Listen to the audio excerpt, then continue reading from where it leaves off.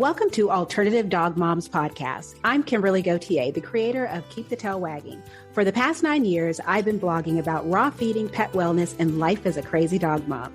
I've seen massive improvements in my dog's health since I started raising my dogs naturally, and I'm passionate about sharing my experience to help other pet parents.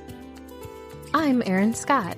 For the past 9 years, I've been researching and learning everything I can about healing cancer, allergies, autoimmune, and mystery illnesses in both my dogs and myself. And I can't wait to share with you everything I've learned on this journey. As the Alternative Dog Moms, we're bringing you all the latest dog health news that we're following and sharing the tips, tricks, and resources we learn along the way. Now, let's get started.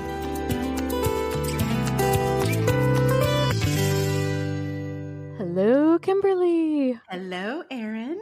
So we are joined today, kind of almost in honor of a late St. Patrick's Day, from across the ocean or the pond or whatever as they call it, by Lisa Tully from Ireland. So Lisa, welcome.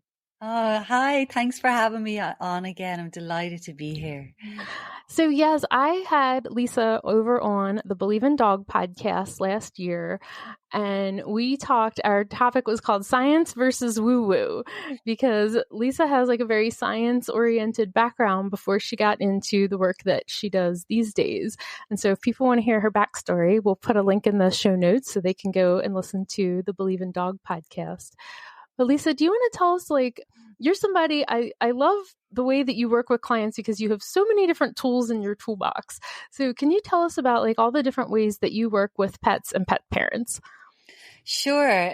One thing that I love to start off with is connecting in with the animal and using my animal communication side just to see what they want to share with me, if they're sick or if there's something going on with their person, just to get a bit of a download initially from them. So they'll really set the tone that way if I'm starting to work on them.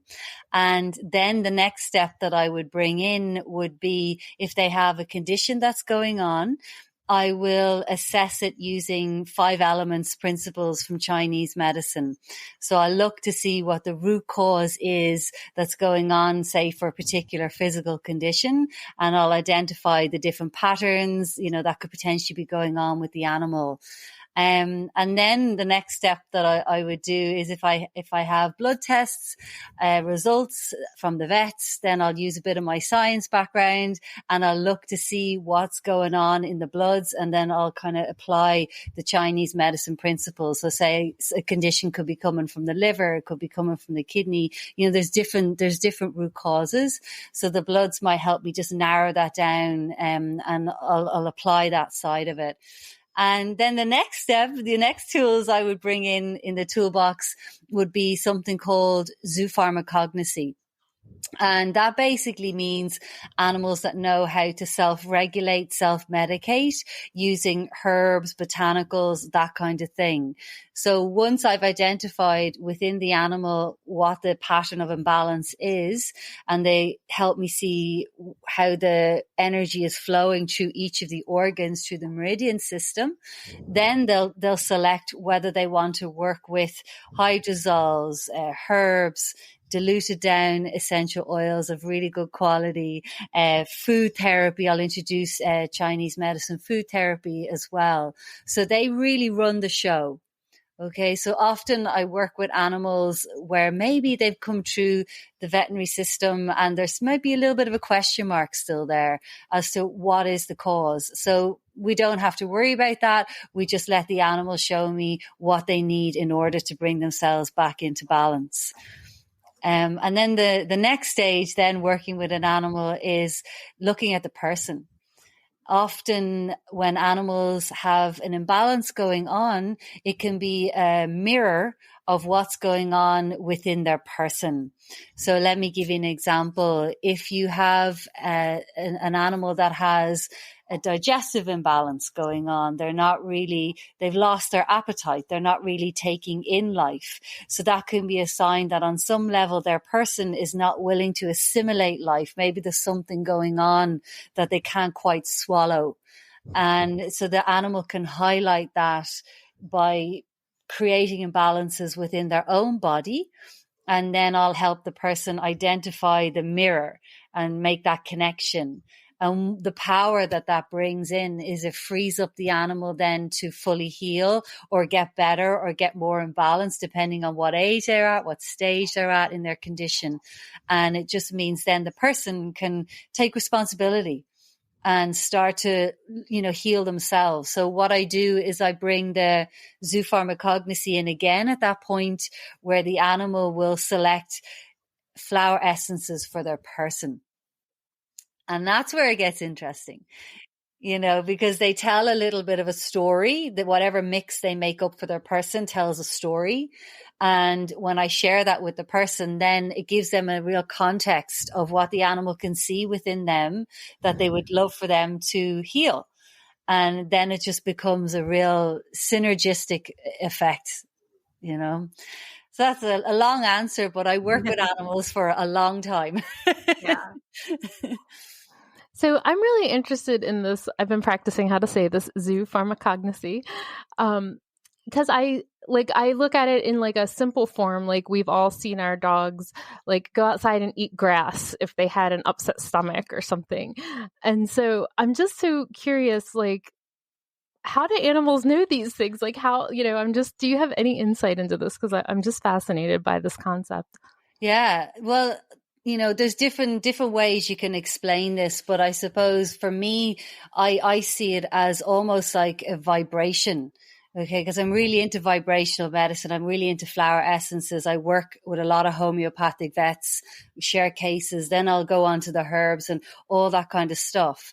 And when I originally started working with Zoopharmacognosy, it was really taught to me that it's about how the animal can smell, through the aromatherapy. They can smell what's in the herb. They can smell what's in the oil. And they instinctively know through the smell that the chemical components that are within that herb is what's going to heal them. And therefore they'll select that on food as well. They'll do the exact same thing. But then what I did was I took it to the next level.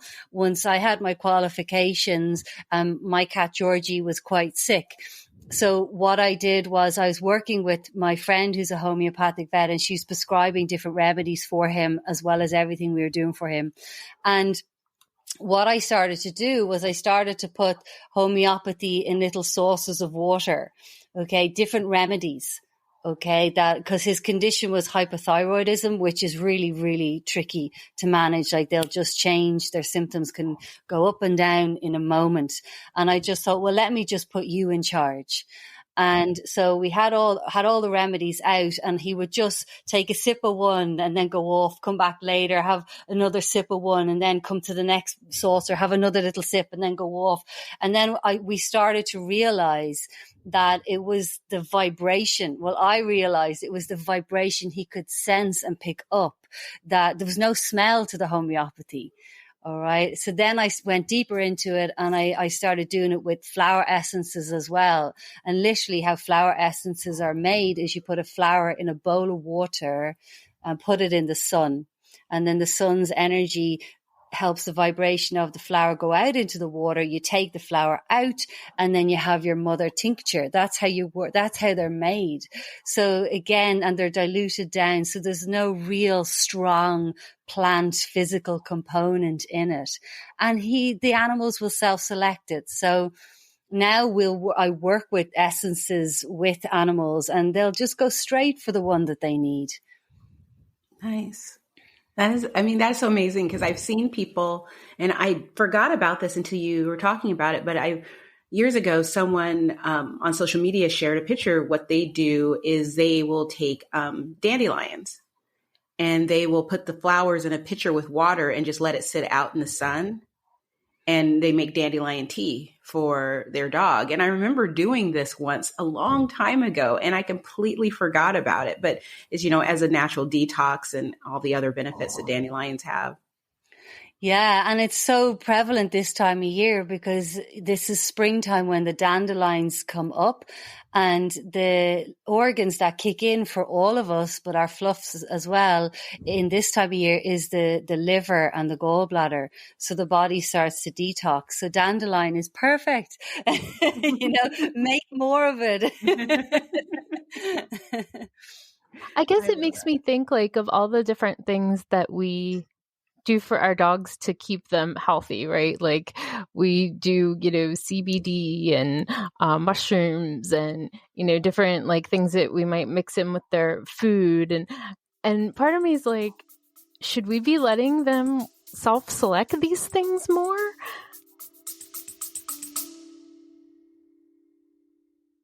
Hey, quick question for you. Are you someone who wants to be fit, healthy, and happy? And what if I told you you could get your dream body by simply just listening to a podcast? I'm Josh. And I'm KG, and we're the hosts of the Fit, Healthy, and Happy podcast. Listen, we get it. Fitness isn't easy. Carbs, no carbs. Just stop, okay? It doesn't have to be that complicated. And that's why we made this podcast. We get straight to the facts so you can become your best you. So the way to check us out is click the link in the show notes or search Fit, Healthy, and Happy podcast on any of the major podcast platforms. We'll see you soon.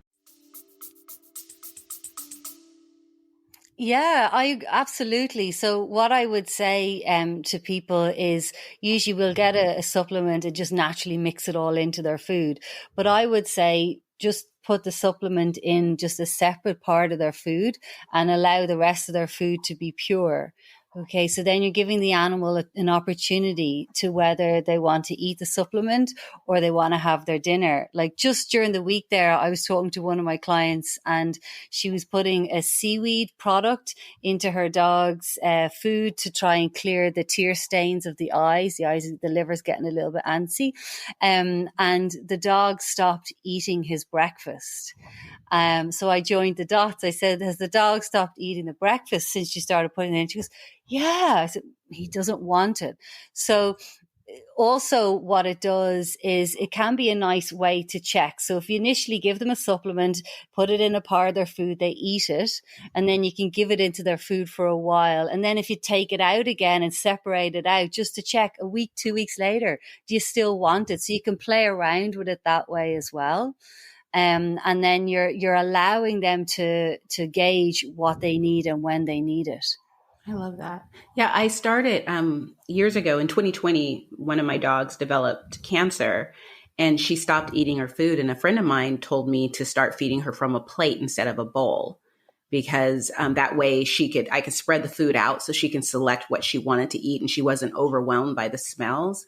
And it worked perfectly. And after that, I went out and bought bowls or pasta bowls. So basically human pasta plates, bowls, things for my dogs. And that's what I feed them from so that I can spread the food out a little bit. And it would be easy. I mean, like with a powder supplement, just add a little bit of water to turn it into a paste and put it into an area and see what they'll do with it. It'll be really interesting. I'm going to try that today. Yeah. And then also what you can do as well, like usually with the Zoopharmacognosy, you're using usually one product, one type of herb, etc. Mm-hmm. But I don't, if I've like recommended, say, 4-leaf rover or some of those great products for my clients, I'll still use the same principles, just put it in, put it in a little part of the food.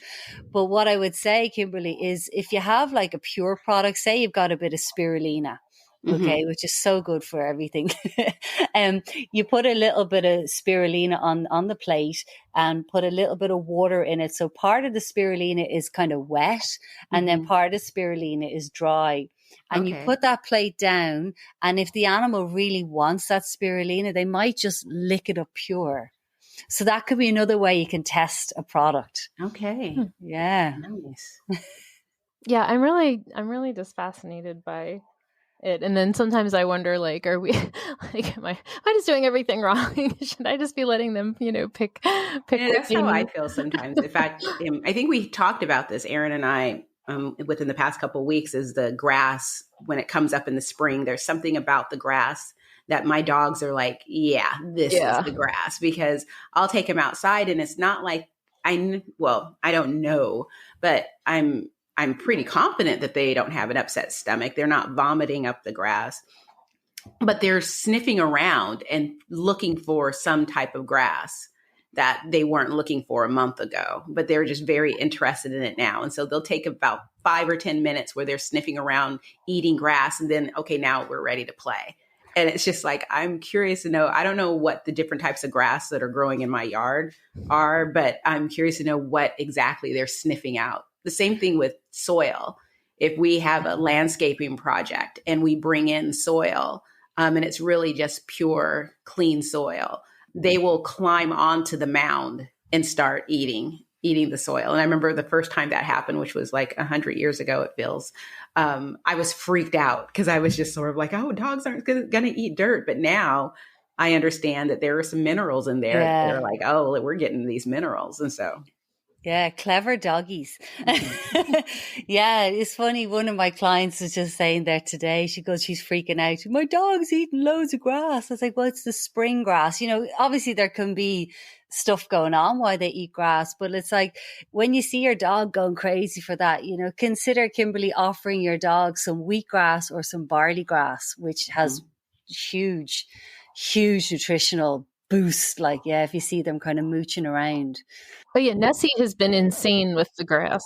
Would you put it in their meal, or would you just leave it growing and just let them chomp on it? So yeah, like there's the way, the Zoocog way of doing it is you can buy ground down powdered barley grass or wheatgrass. Okay. And just like with the spirulina, you put a bit on the plate, little bit of water, and they'll just lap it up. But then if you want to go for it and actually grow some wheatgrass, absolutely. Like I used to do that with my cat Georgie, and he'd be like, nah, nah, nah.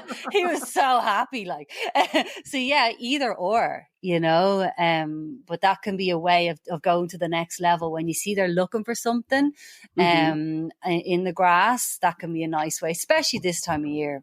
Okay, cool. So what is it about grass that and upset stomachs? Do you have any insight on that? Yeah, like I think that when they eat grass and they have an upset tummy, if they vomit it back up again, I think they're cleansing the stomach area. And I think if they eat grass and it actually comes out whole to the other end, I think they're actually cleansing the large intestine. And they can also be cleansing out some parasites as well.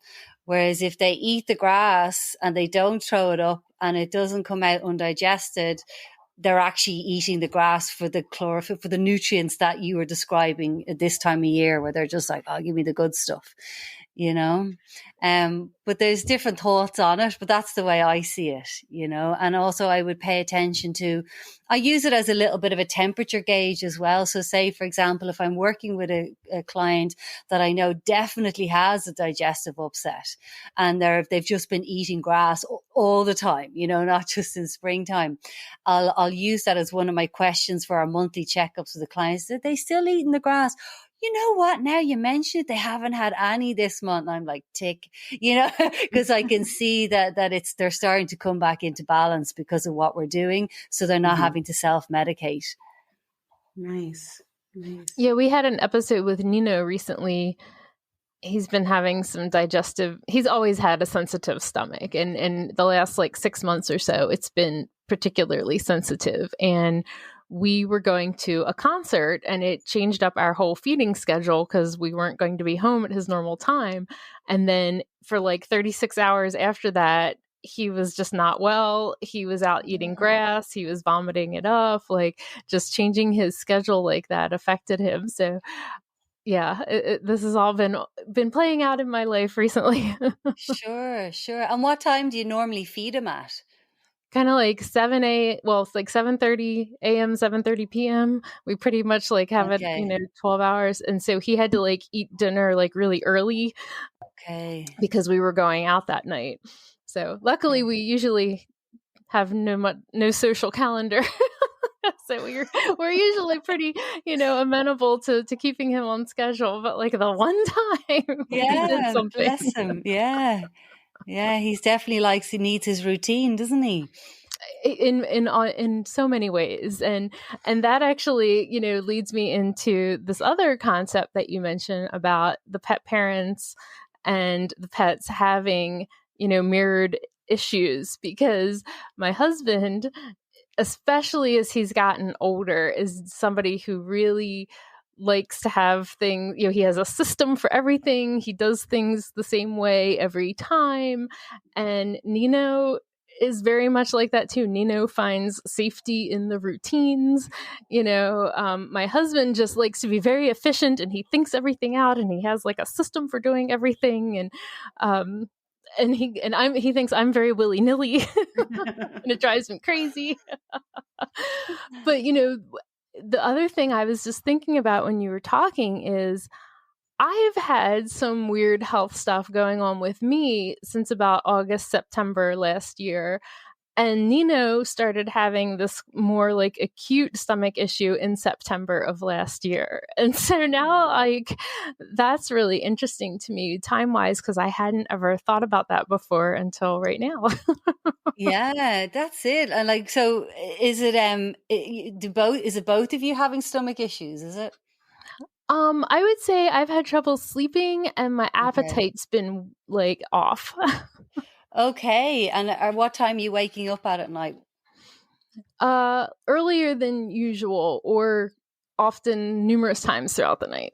Okay. So, the reason I ask that is because there's different hours of the day where the organs in the body are most active.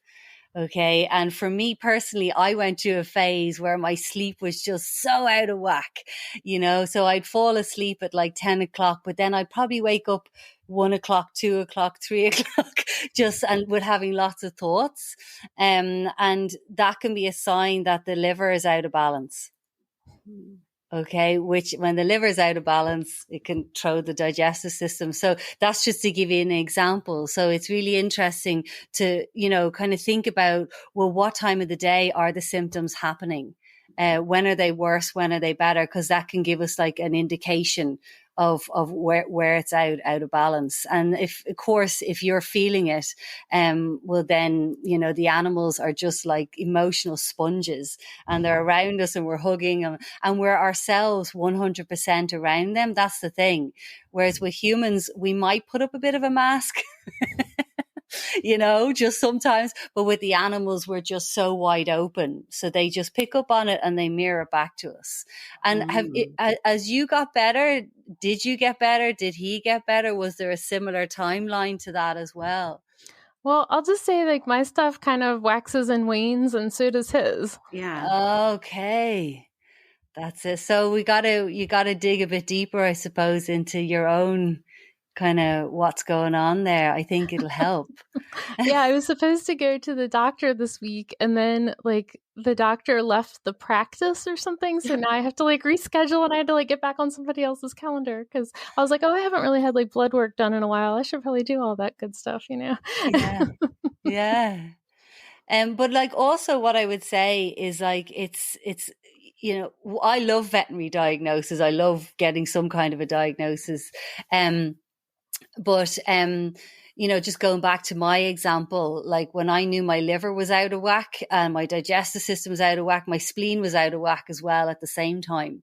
For me, I was aware that the energy behind the spleen, the emotional patterns behind the spleen when it's out of whack is, it's kind of being a little bit obsessed about things. Okay, just being a little bit too tunnel vision. And then the liver, when my liver went out, the liver is the seat of anger. Okay, so I was annoyed, and then I was waking myself up and I was having all these thoughts, like, the stuff that I was needing to process. So by me being able to kind of join the dots of the emotional pattern behind physical stuff, then you can kind of have more of an insight and go, oh yeah. So you're still working at it from a medical standpoint if you need to, or with, another holistic therapist on a human level, but it's just having that understanding of the emotional pattern behind it, because that's usually what the animals are digging at. Is there a place where we can learn more about, those type of things? Like if I'm feeling this way, it could be because I mean, I've seen that with food energetics and how these type of foods feed these type of, if you have, I don't even know what I'm saying, but you get it. With food energetics, I have a whole chart in my garage, which is where I keep all of my dogs, their food, their supplements, their treats, everything is in an area of the garage. And I have a huge chart on the wall where I can figure out, if I have a hot dog. These are the proteins I want to stay away from. Yeah. These are the proteins I want to look for. But is there something that is more on the emotional side? Because that's something that I haven't heard of before. Yeah. So what you're talking about there is Chinese medicine, food therapy on your chart. Okay. The hot, the cold, all that kind of, which is so powerful.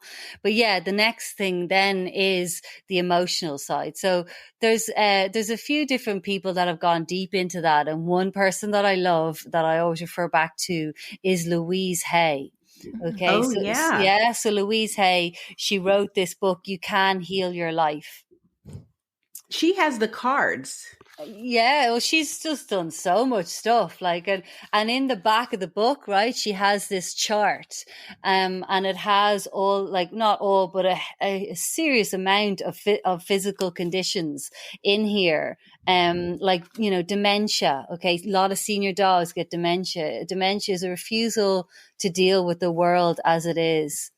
You know, hopelessness and anger. So there's something going, and it doesn't mean that it's all of those things. Yeah. It can be some of them and to a degree, right? So it's like my dog, you know, it could be like 10% that feeling that way. Diarrhea, fear, rejection, running off. I was working with a dog with that yesterday. So it just helps you understand. So I was saying to the client, I said, well, when the diarrhea flares up, are you experiencing fear, rejection, wanting to run away? She's just like, I could see it in her. She just like, it's like a light bulb moment, you know? And so, yeah, this is the book, okay, that people can refer to. Can you show me the cover? Yeah. Okay. I'm sitting here. I opened up Amazon and I was just like, that's it. Here's the cover. I'll make sure we have a link in the show notes for everybody too. Yeah. So you'll all know now. But yeah, I think that is so fascinating because similar to what you both have been saying, I had a dog, Sydney, and my partner used to say that if I came back as a dog, I would be Sydney. Like she was my doppelganger. And it was funny because she and I would look at her, she would be perfectly happy to sit on the sofa with me all day long and just watch movies. And that's like my dream. On a rainy day, I would just sit there and we would do all of these things. And so it was so sad for me when she passed away. But, you know, I do try to look at, how I am around my dogs. I've never gone as far as thinking that my dogs are mirroring me. I mostly have focused on the fact that if I'm stressed out, then I'm stressing my dogs out too. So whenever I do get frustrated, like yesterday, technology, I was having those moments all day. And so my dogs went on mini walks yesterday because whenever I was getting stressed out, it's like, let's go for a walk. And then I would come back as the computer. Okay, the computer's back again. So, but I've never gone so far as to really think about what am I going through that my dogs are picking up on. Yeah. Yeah. And you know what, to be honest with you though, Kimberly, it's usually by the time people find me, and find this kind of work, either they've got a really, really sick dog, you know, it's gotten to kind of like a crisis point, whereas you're kind of then having to turn it around. But I think in general, when they do mirror us, and yeah, we're just going to have natural life. We're going to have bad tech days. We're going to have all this kind of stuff, and they'll do it. But it's just like, I think the best thing to do is look after yourself. You know, as long as you're going for your walks when you feel you're getting stressed, you're getting your yoga done, you're doing your massages, you're eating a bit of good food, you know, because then it'll kind of keep the major mirroring needs at bay. Yeah. You know? So when you work with clients and you start diving into this mirroring, how open are people to that? Like, do you get any pushback, or are people like, oh, that makes total sense? Yeah, I think most people who work with me, if they've been on my website in any way, shape or form, they kind of know I'm quite holistic. So they'll tend to have that kind of a mindset. But the odd time I will get a client that still is a little bit resistant. And they're kind of like, I'm not quite sure I agree with that. And I go, that's okay. You don't have to agree with it.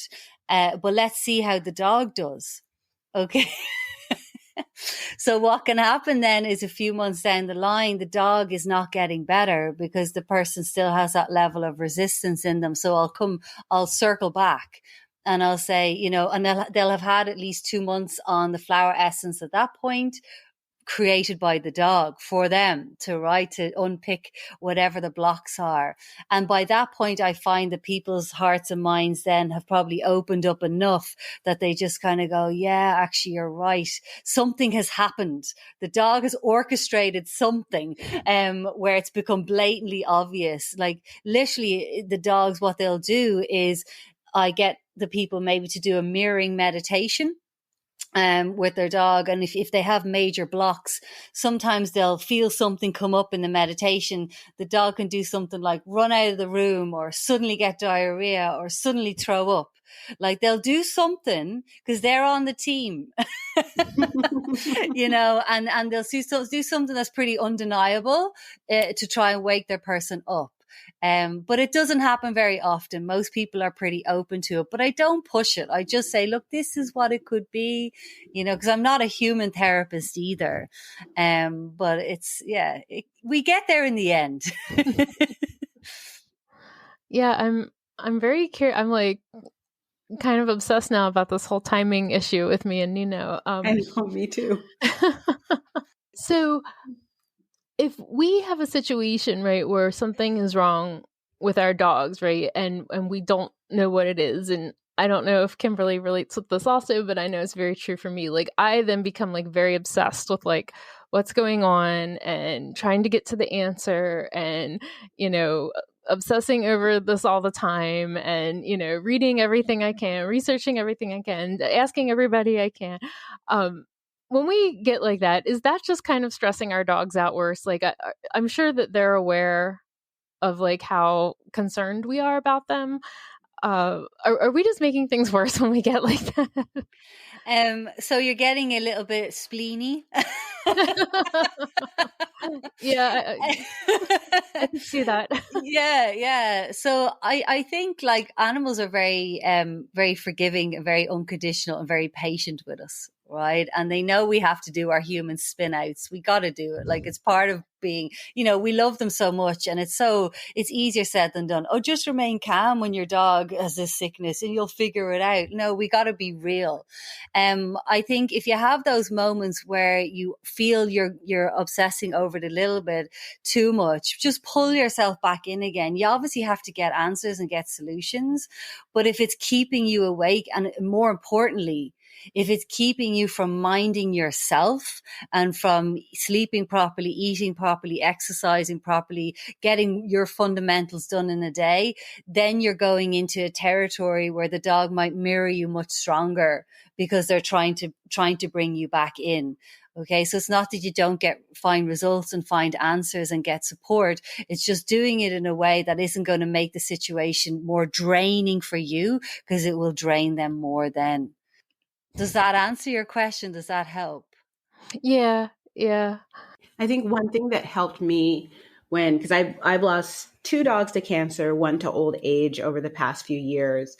And the one thing a veterinarian said 2 things to me. One was my dog doesn't know that they're sick. So it's like if your dog is acting, because my thing was with one of my dogs, actually, Scout, everything was normal. He was running, playing, jumping. He was having a good life. And she was just like, well, don't treat your dog like they're sick. Enjoy your time with your dog. And that helped me sort of come out of that space of being sad at eventually losing my dog. And the other thing was to understand that I've been doing everything right. My dog probably would have died a lot sooner had I not laid the foundation that I already laid. And because it's sort of like I shouldn't say never, but I don't believe that we're going to solve cancer in my lifetime.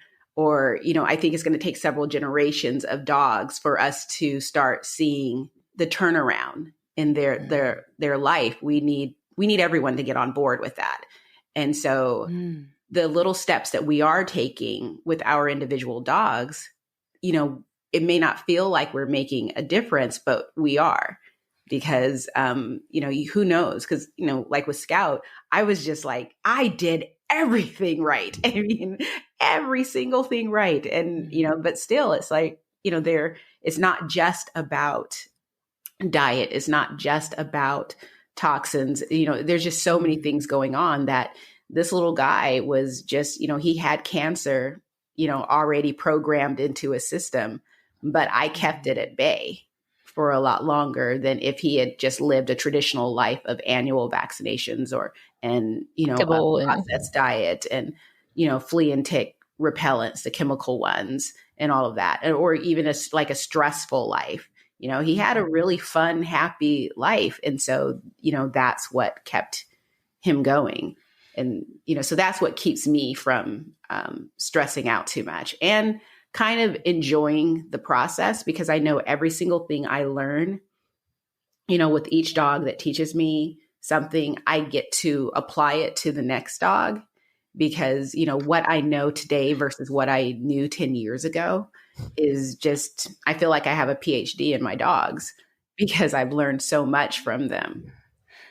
Yeah, absolutely. And I love that. I love what you said there, because it is, we're putting as much of the foundations of health in as we possibly can.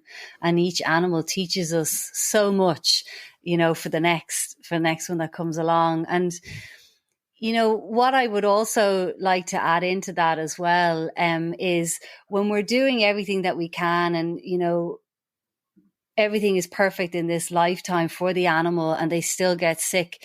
This is another area where I go a little bit deeper in the terms of, and not everybody's going to believe in this, but I believe in karmic stuff. I believe that animals also can bring stuff in from previous lifetimes. Okay. So it's like, if you're likened to it, say, I grew up, I had asthma as a kid.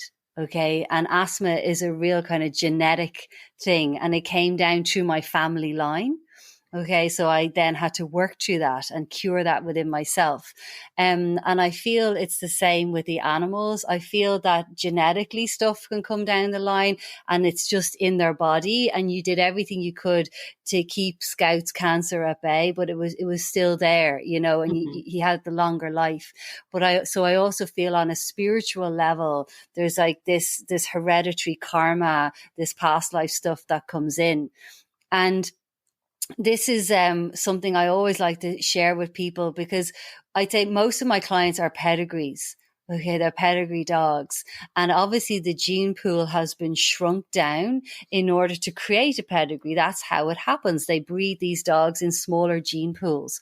And in Chinese medicine, we have something called the kidney yin energy. So the kidney yin energy is an energy that goes into all of our kidneys, including the kidneys of the animals, at the time of conception. Okay. So if for any reason the mom or dad, whether it's an animal or human, is not feeling good at that time of conception, it impacts the kidney yin energy. So it's literally coming down the family line, going into you. And your kidney yin energy is like your battery. It's a finite amount of energy that you have for your entire lifetime. And to give you an idea, like a dog or a cat is born with about 30 years worth of kidney yin energy, and a dog is born with about 20 years worth of kidney yin energy, maybe a little bit more. But because of all the modern toxins and chemicals and vaccination, everything you've mentioned, Kimberly, it just chips away at that kidney yin energy. So it shortens their life. Okay. Mm-hmm. But also I think in particular with the pedigree animals, one of the greatest, saddest things we have here in Ireland is if we've got the highest number of puppy farms in Europe. Okay, it's not really regulated here about how the pedigree dogs are minded. And it's just, it needs to change. So, but I come up against so many traumatized pedigree puppies who've come from puppy farms and have all this stuff going on emotionally and physically. And it's because mum and dad, can you imagine the bitch and the male dog are in this environment where their well-being is in such a negative. And then they're made to have these little pups over every season. So that kidney yin energy is so weakened.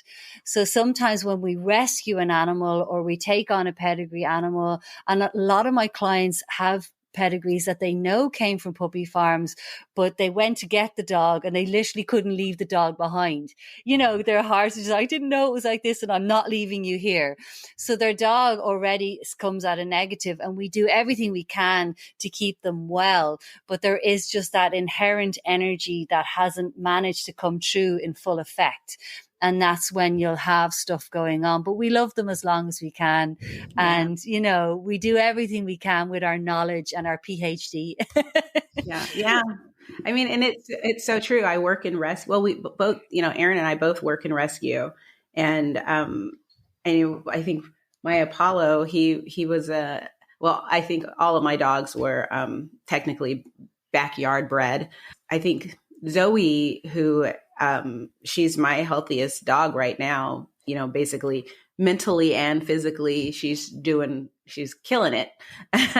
But I feel like, you know, she came from, it was an accidental litter, and she came from a home where the person who had the puppies, she didn't want it. She couldn't keep the puppies, but she didn't want to give them to anyone.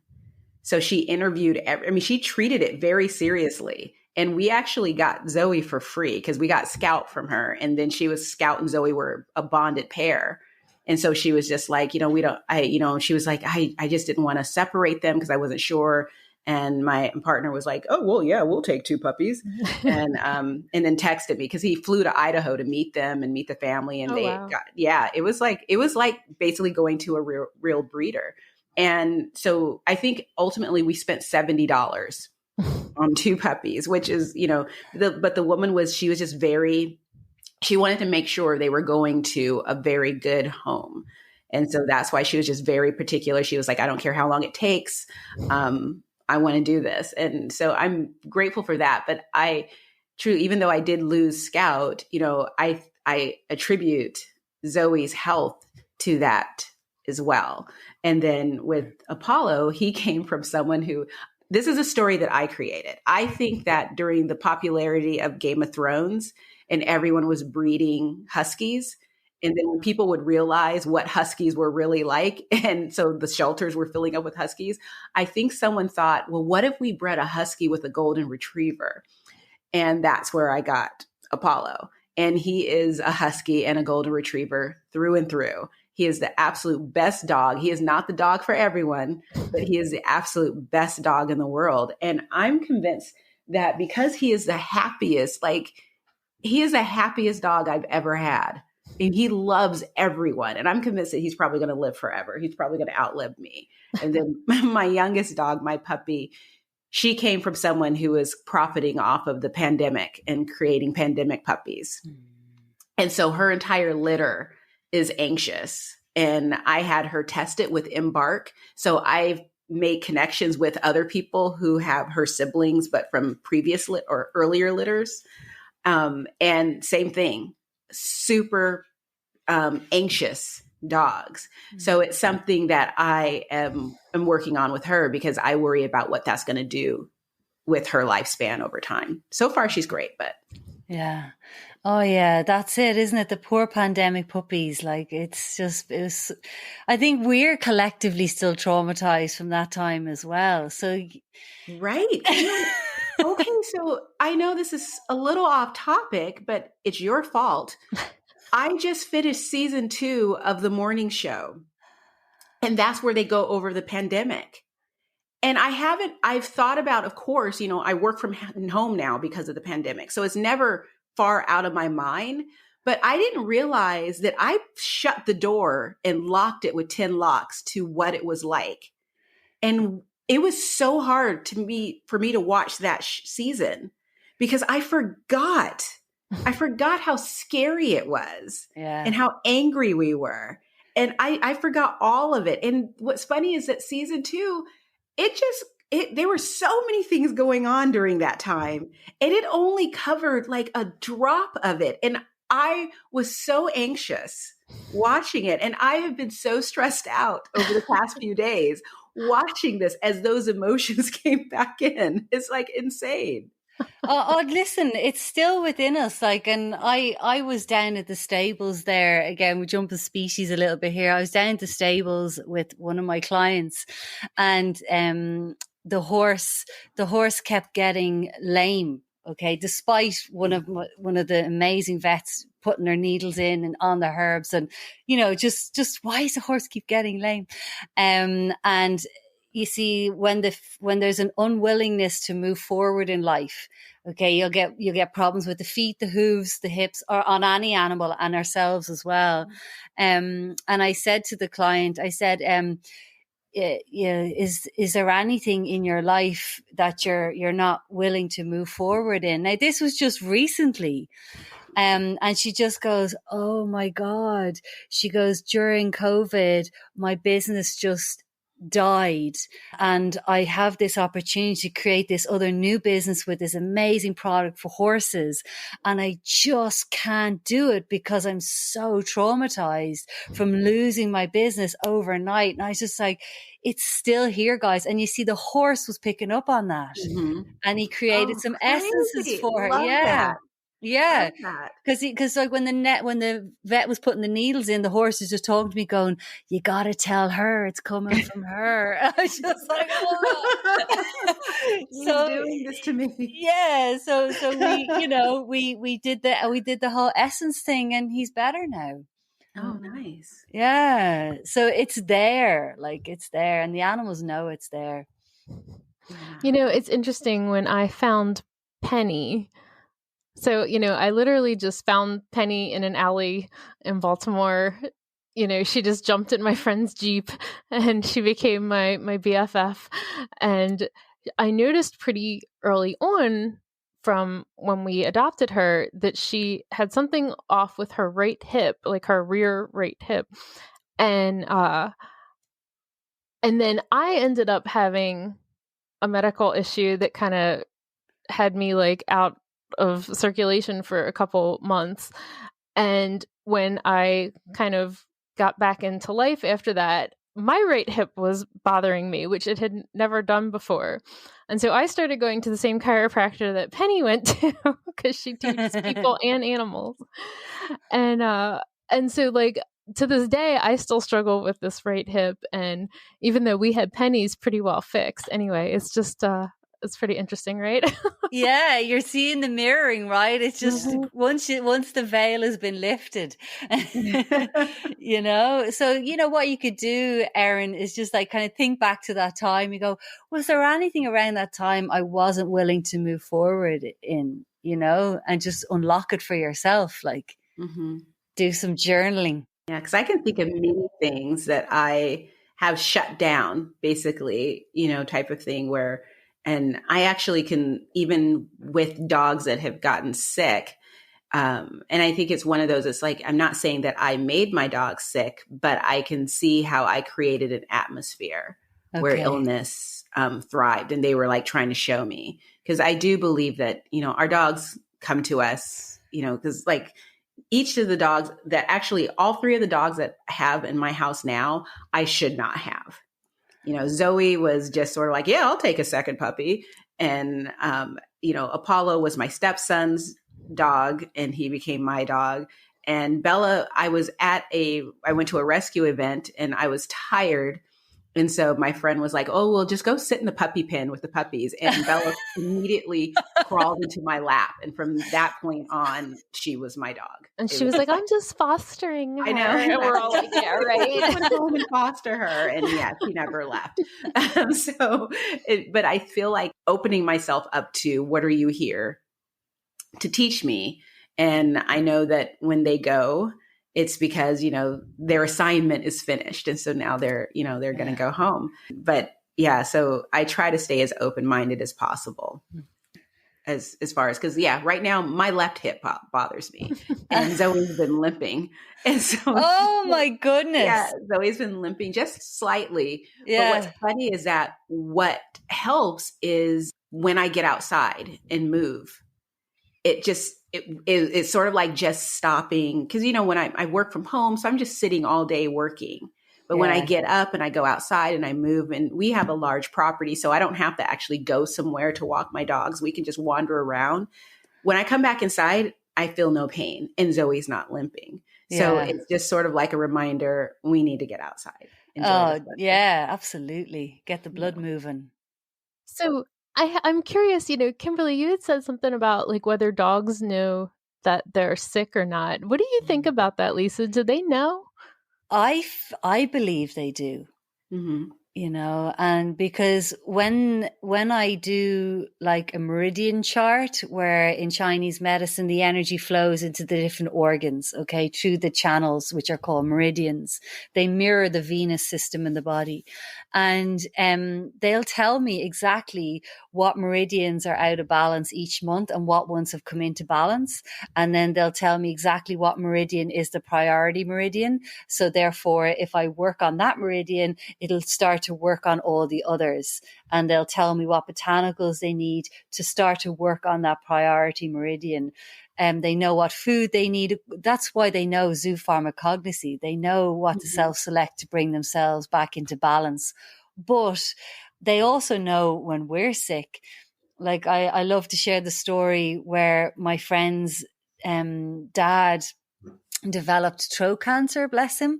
And I straight away said to him, make sure your dog doesn't lie on your dad's throat. He goes, she's been doing that the last month. And I said, she knows. Like our cats will sit on your chest when you've got lung cancer, and the cat will die of lung cancer and you survive. Like, I mean, there's so many stories like that. Oh, I'm pretty sure Nino knew I had breast cancer before I did, because I can remember him like nosing and bumping and stuff into me. And because of that, anytime my dog comes anywhere near my breast, I am paranoid because of you. I'm just like, what are you doing? Are you saying I even went time for a mammogram, Kimberly? I even got a mammogram because I'm just like, and they're like, oh, what's bringing you in? It's like, well, my dog. It's been nosing around. Yeah, like they're just amazing. I mean, that's why they're such good therapy animals, right? They know when people are going to have seizures and all that kind of stuff. Like, they're so in tune. So yeah. I saw a video recently of a dog responding to someone who had a seizure, and it was such an amazing video. I mean, it's like, I think dogs, because I just believe there's so much, they're more elevated than we are. Yeah. That, no one wants to die. No one wants to leave their loved ones, but I just think that they look at illness and death as a natural transition more so than humans do. So we have, we get, there's a whole industry, horror movies that have us terrified of death and everything. But I feel like our dogs they are so skilled at celebrating the moment and staying in the moment and enjoying life that, like I think Sydney stayed, she was very sick. I knew she was sick, but she stayed with me for 5 weeks until I was ready to let her go. And then when I truly told her, it's like, okay, I'm okay. And she left. And so I just feel like dogs just have, I just think they're closer to the spiritual realm than we are. And so they know they're good at it. They can accept it. Yeah, absolutely they can. They're much better at that whole dying process. When I work with senior animals, I'll do like the animal communication at end of life stage for some of my senior clients. And, often one question people will ask at that point, which is totally valid, is like, what does the animal want? Do they want to be buried or do they want to be cremated? And the animals will just say, whatever makes them feel more connected to me, whatever ritual that they need, it's okay. And then there's also the question of, euthanasia? Is the animal going to suffer too much? Do they want euthanasia? When do they want euthanasia? Or do they want homeopathic euthanasia? Or all these questions. And, one thing I've just learned over the years around this is that, like you said, there's just such a wisdom and a clarity, but also an awareness of how we're not wise around that time. And one of my doggy clients at the moment, she's going through that now. She's got dementia. So we're just preparing, to help her leave her body while she still has grace and dignity and, all that kind of stuff. And it's beautiful, like it really is. And just in one of the communications the other week, she actually predicted it. She said, I just want my dog mom to know that if it comes to a point where she has to get a vet in to let me go, it's okay. Now, she was doing okay at this point. She goes, I just wanted to know she's okay. But then she suddenly had a decline and it just all came to a fore. And I said, look, do you want to prepare and see if there's a specialist vet that can come in and does it a beautiful way in your home? And she goes, yeah. She goes, and I think it's now. And I said, well, remember what she said. She said this could happen. Yeah. And she's okay with it. So having that, it just brings so much heart ease at such an impossible time. It's so tough. I think that's the question. I used to be members of, two cancer groups because I hemangiosarcoma and lymphoma, and I've since left the groups because the question that comes up all the time, and it breaks my heart, is how do I know? Yeah. How did you guys know when it was time to say goodbye? And it's funny because I truly believe that we know our dogs and we communicate with our dogs a lot more clearly than we realize. And like with Rodrigo, I knew exactly when it was time. I got up one day and it was just like, it was so 100% clear that today was the day. And I took him in. I called to see if I could get someone out, but it was too last minute to get someone to come to the house. I took him in, and I have the best veterinarians, and they both came in. They prayed over him both before and after, and they were so amazing with me. And he was gone, but it was shocking to me just how the clarity that I had, and the same thing happened with Scout. Because he was doing so well, I was worried that I wouldn't know, but he just basically one day he was going. And so, I helped him, and spent that last day with him, gave him the comfort that just in case he pulled out, but he didn't. And so I took him in the next day, and it was funny because, well, not funny, but when I took him to the clinic, it was like he was done. Like he was just holding out for us to get to a place that can help him, and he was just done. So I've now learned to just trust myself and to trust my dogs, because I think that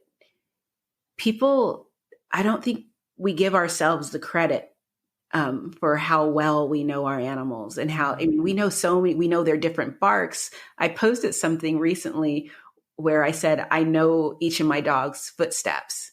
Like I know who's walking. And I got so many comments on that, just really innocuous posts of people saying they know the dogs by how they drink their water. They know their dogs by their bark. They know their dog. They knew all these things. And it's like, we know our dogs so well, but we are so afraid when it comes to the end, because, partly we don't want to say goodbye, but we're so terrified.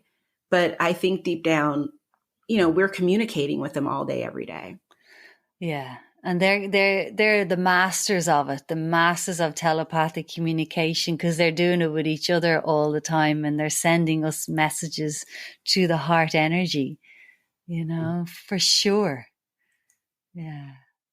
So, one other thing I was thinking about is how you can have a dog that seems like they're doing really well, and then they either like go downhill really fast, or like suddenly you realize like, oh, there's something terribly wrong, but they seemed like they were doing so well. Like, do you ever get any insight? And like, are they just trying to be strong for us? Do they not want to, show how they're feeling? Like, do you ever get any insight on like how it can seem like they're doing so well and then all of a sudden they're not?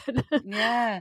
I think like part of that, the way I see it, is that in the natural world, when an animal shows a weakness, they become prey to other animals, right? So you look at it from that standpoint. So if you show a weakness in your body, you can get into trouble pretty quick. So they'll stay strong, stay strong, stay strong. And then suddenly they're not, especially cats.